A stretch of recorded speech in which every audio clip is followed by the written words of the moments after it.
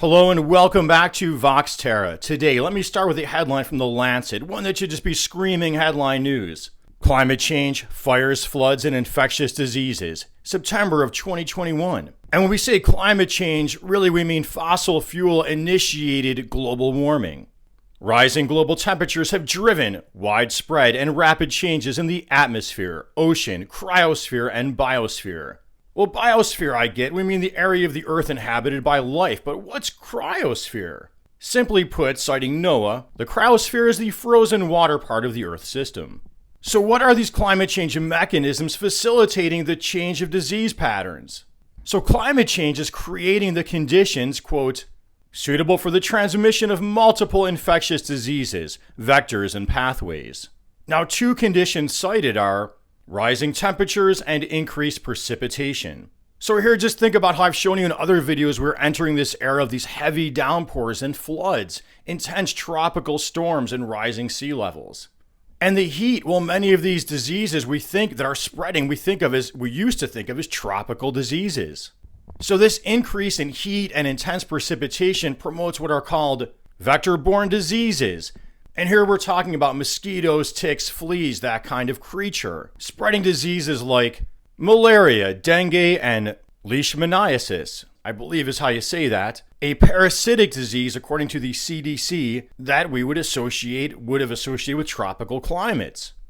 So as a result of this warming and flood-prone world, citing the Lancet, dengue transmission in 2018 increased since 1950 by an estimated 8.9%. Spread by the mosquito Aedes aegypti, and 15% by the mosquito Aedes albopictus. Gotta love that Latin and Greek.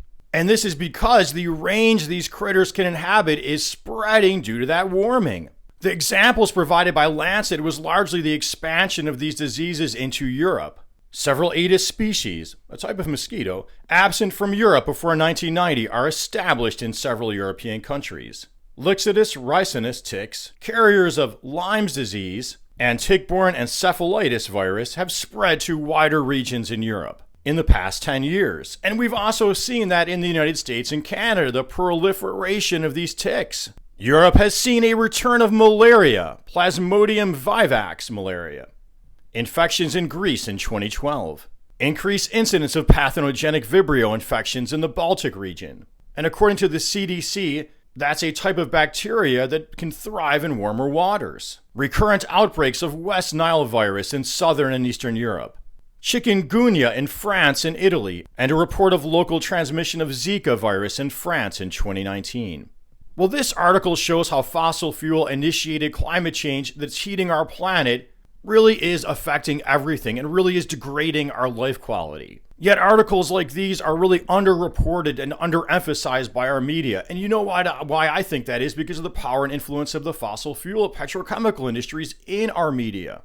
But by really highlighting the here and now effects of climate change and those effects to come, that's the best way, I believe, to get people to start focusing their politics on the long-term survival of our species, starting with making as their priority a transition towards a greener, cleaner, less polluting, less toxic, less disposable, less throwaway economy.